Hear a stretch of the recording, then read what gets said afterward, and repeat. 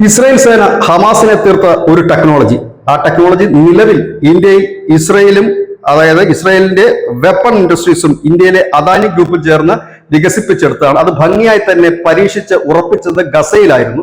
ഗസയിൽ ഹമാസിനെ തീർത്ത ഇസ്രായേലിന്റെ ടെക്നോളജി ഇപ്പോൾ ഇന്ത്യയിലേക്ക് എത്തുകയാണ്. കമ്പ്യൂട്ടറൈസ്ഡ് ഫയറിംഗ് കൺട്രോൾ സിസ്റ്റമാണ് ഇന്ത്യയിലേക്ക് എത്തുന്നത്. അർബൽ എന്നാണ് ഇതിന്റെ പേര്. ഇതിന്റെ ഏറ്റവും വലിയ പ്രത്യേകത എന്ന് പറഞ്ഞു കഴിഞ്ഞാൽ ഈ യുദ്ധവും അല്ലെങ്കിൽ സംഘർഷവും മറ്റും നടക്കുമ്പോൾ ഈ വെടിയുണ്ടകളെ പ്രതിരോധിക്കുവാൻ ഒപ്പം തന്നെ അതിനെ ഭേദിക്കുവാൻ ഈ ടെക്നോളജിക്ക് കഴിയും. അതായത് ആദ്യ റൗണ്ട് വെടിവെച്ചതിന് ശേഷം പിന്നീട് ഇതിന്റെ ആവശ്യമുണ്ടോ, ഇനി അടുത്ത റൗണ്ടിലേക്ക് പോകണോ വേണ്ടയോ എന്ന് ഈ ഒരു സംവിധാനം ഈ സൈനികന് നിർദ്ദേശം നൽകും. സാധാരണഗതിയിൽ ഏറ്റുമുട്ടലുണ്ടാകുമ്പോൾ തുരുതുര വെടിവെക്കുന്ന ഒരു കാഴ്ചയാണെങ്കിൽ ഇത് അത്തരത്തിലല്ല. വെടിയുണ്ടകളും മറ്റും സേവ് ചെയ്യാൻ കഴിയും. കാരണം കൃത്യമായ ലക്ഷ്യത്തിലേക്കല്ല അത് പോകുന്നതെങ്കിൽ ഇത് അടുത്ത ലക്ഷ്യം സജസ്റ്റ് ചെയ്യുകയും അങ്ങോട്ടേക്ക് ഇതിനെ കൺവെർട്ട് ചെയ്ത് അല്ലെങ്കിൽ ഇതിനെ ഡൈവേർട്ട് ചെയ്ത് വിടുകയും ചെയ്യും. അർബൽ പ്രവർത്തനം നടത്തുന്ന ആദ്യ റൗണ്ട് വെടിയുണ്ട ഉതിർത്ത് കഴിയുമ്പോൾ തന്നെ സാഹചര്യം ഈ ടെക്നോളജി വിശകലനം ചെയ്യും. അതിനുശേഷം ഇനി രണ്ടാമത് റൗണ്ട് വെടിവെച്ചാൽ വിജയസാധ്യത ഉണ്ടെങ്കിൽ മാത്രമേ അതിന് അടുത്ത റൗണ്ട് വെടിവെക്കാനുള്ള അനുമതി ഈ ടെക്നോളജി നൽകുകയുള്ളൂ. അതായത് സെലക്റ്റീവ് ഫയറിംഗ് സംവിധാനം എന്നുള്ളതാണ്. ലോകത്തെ ചില രാജ്യങ്ങളിൽ മാത്രമാണ് ഈ സംവിധാനമുള്ളത്.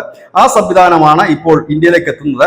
ഇതോടുകൂടി തന്നെ വളരെ കൃത്യമായി തന്നെ ശത്രുവിന് നേരെ ഫയറിംഗ് നടത്താൻ കഴിയും. അതോടൊപ്പം തന്നെ ഇന്ത്യൻ സേന ഉപയോഗിക്കുന്ന ചെറുതും വലുതുമായ എല്ലാ തോക്കുകളിലും ഈ ടെക്നോളജി യൂസ് ചെയ്യാൻ കഴിയും എന്നുള്ളത് കൂടിയാണ് ഇതിന്റെ ഏറ്റവും വലിയ ഒരു പ്രത്യേകത. മൈക്രോ ഇലക്ട്രിക് മെക്കാനിക്കൽ സിസ്റ്റമാണ് നിലവിൽ ഇന്ത്യൻ സൈന്യം ഉപയോഗിക്കുന്നത്. നിലവിൽ ഇന്ത്യൻ സൈന്യം ഇസ്രായേലിന്റെ റൈഫിളുകളും മറ്റും ഉപയോഗിക്കുന്നുണ്ട്. X-95 assault, TARI-21 ഗലീൽ sniper rifle, അതുപോലെ നെഗവേ NG-7 തുടങ്ങിയ റൈഫിൾസ് ഒക്കെ ഇസ്രായേലിലാണ്. അത് ഇന്ത്യൻ സേന നിലവിൽ ഉപയോഗിക്കുന്നുണ്ട്. ഈ ടെക്നോളജി കൂടി വരുമ്പോൾ കൃത്യമായി തന്നെ പ്രത്യേകിച്ച് ഭീകരന്മാർക്കെതിരെയുള്ള പോരാട്ടത്തിൽ, വിഘടനവാദികൾക്കെതിരെയുള്ള പോരാട്ടത്തിലുമൊക്കെ ഇത് ഫലപ്രദമായി ഉപയോഗിക്കാൻ കഴിയും. News desk news camera.